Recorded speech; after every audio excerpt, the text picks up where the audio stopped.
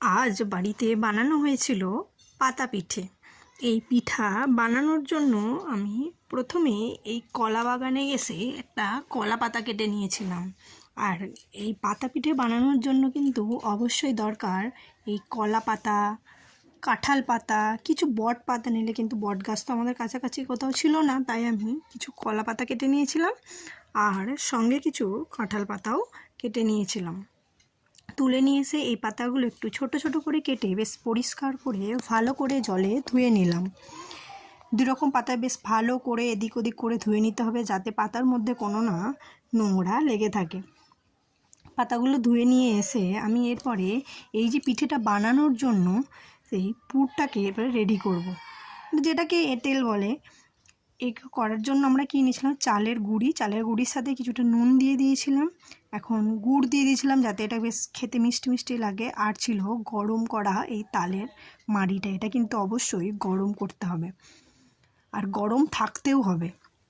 এখন আমি গুড়ির সাথে বেশ ভালো করে মেখে নেবো, যাতে একটু আঠালো আঠালো ভাবটা হয়। এটা গরম থাকলে কিন্তু তবেই এই গুঁড়িটার মধ্যে আঠালো আঠালো ভাব আসবে। আর এটা কিন্তু অবশ্যই চালের গুঁড়ি দিয়েই বানাতে হবে। মেখে নিয়েছি, তোমরা এখন দেখতেই পাচ্ছ যে আমি এটাকে ভালো করে বেশ দোলে দোলে নিয়ে নিচ্ছি, যাতে বেশ ওই যে এঁঠেলটা বেশ ভালো হয়। এটা একদম দেখবে যখন মাখা হয়ে যাবে পুরো, যেমন আমরা রুটি বানাই, রুটির আটাটা যেমন একটু সফট ভাব আসে, সেটাও এইরকমই হয়।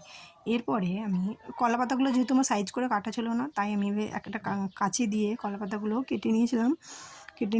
নিয়ে ওই কলা পাতাতে কিছু কাঁঠাল পাতা আমি তখন মধ্যেও বানিয়ে নিয়েছিলাম, এখন কলা পাতাই বানাবো, তাই কলা পাতাগুলোকে আমি সাইজ করে কেটে নিচ্ছি। করে এগুলো দিয়ে আর দুটো পাতাকে ভালো করে চেপে দিতে হবে।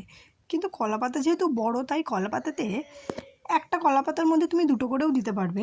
দিয়ে এটাকে চেপে দেবো বেশ ভালো করে, ডেলি একটা একটা করে সাইজ করে ডেলি করে নিচ্ছিলাম, যাতে আমার এটা করতে তাড়াতাড়ি সুবিধা হয় এবং আমি ভালো করে করতেও পারি এবং তাড়াতাড়ি হয়ে যায়। এটা কিন্তু বানাতে যে অনেক দেরি লাগবে তা নয়, খুব তাড়াতাড়ি হয়ে যায় বানানো।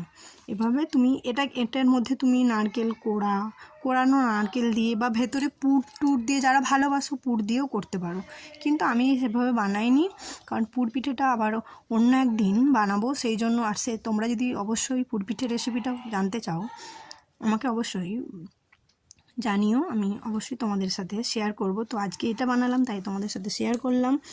তারপরে এইভাবে দেখতে পাচ্ছ আমি চেপে চেপে এগুলোকে দিয়ে চেপে দিচ্ছি, যাতে এই গোল গোল করছি একটু, যাতে শেপের জন্য